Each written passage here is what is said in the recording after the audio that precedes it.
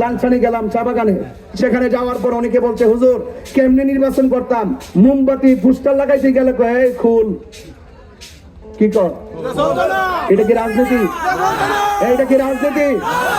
এক দুই নম্বর কয় হুজুর মোমবাতির মিছিলে গেলে যখন সামনে দেখে আমরা আব্বা আমার কাছে যাই বিচার দেয়, আবার এটাও বলে কয় মামলা হইব হামলা হইব এবং তোমরা সাবধান হয়ে যাও।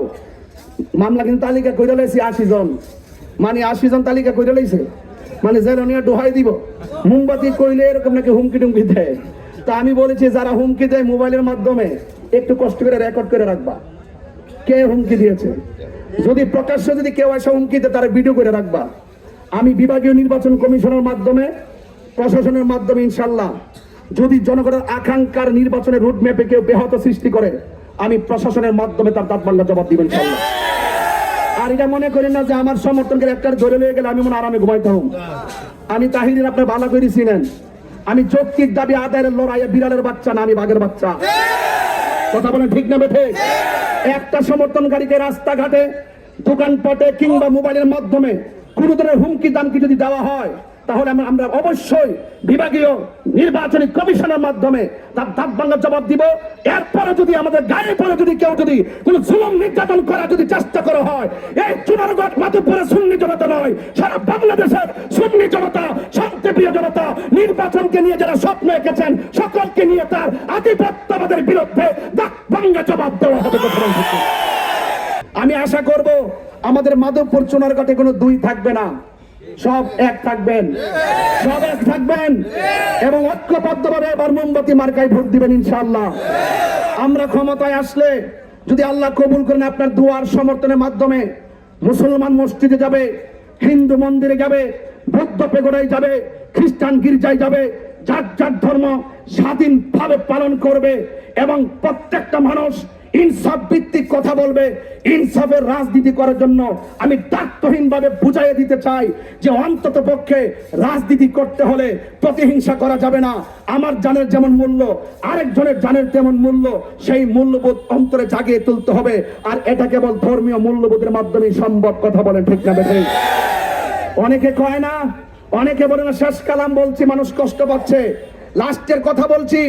আমি আপনাদের কাছে কথা দিয়ে যাচ্ছি, অনেক জায়গায় গেলে হুজুর আমারে কয় হুজুর রাস্তাটা দেখছেন কিনা, আমি বলেছি আমি বড় বড় আশ্বাস দিব না, আমি শুধু একটা কথাই বলবো যে আপনারা যদি আমাকে নির্বাচিত করেন, আমি বড় বড় এই যে বক্তব্যের মাঠে আমার জীবন আমি অনেক বক্তব্য শুনেছি, যারা নির্বাচন করতে আসে এমন ভাবে কথা বলে দোয়াই তুলসী পাতা, চা শ্রমিকদের কাছে যাইয়া বলে লন্ডন বানাই দিব, এরপরে ব্যবসায়ীদেরকে বলে ঘুমাইবেন আরামে দরজা খুললে, মানে এমন ভাবে কিছু কথা বলে যে এই কথাগুলো শুনলে মনে হয় যেন আল্লাহর ওলি এসে পড়ছে।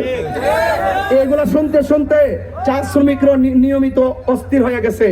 আমি পরিষ্কার ভাষায় বলতে চাই, আশ্বাস বেশি দিব না, আমি তাহির হুজুর বলে দিয়ে গেলাম, আল্লাহ যদি আমাকে দয়া করে আপনাদের সমর্থন, আপনাদের মহামূল্যবান ভোটে যদি মোমবাতি মার্কায় প্রতীকে ভোট দেওয়ার পরে আল্লাহ যদি চুনারঘাট এবং এই মাধবপুরবাসীর জন্য আমাকে কবুল করে, আমি আবারও বলছি এমন কিছু কাজ করে দিয়ে যাব, এমন কাজ করব, আমার কাছে চাইতে হবে না, রাস্তা চাইতে হবে না, চা শ্রমিকদের সঙ্গে অর্থনীতি বৈষম্য করা হয়েছে এইগুলোর জন্য আমাকে বলতে হবে না।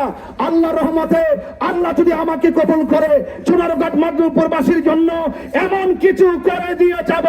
আপনারাই যেন বলেন যে তাহির হুজুর ব্রাহ্মণবাড়িয়া থেকে আসছিল, এমন কাজ করে গেছে আমাদের স্থানীয় কাজ করতে পারে না।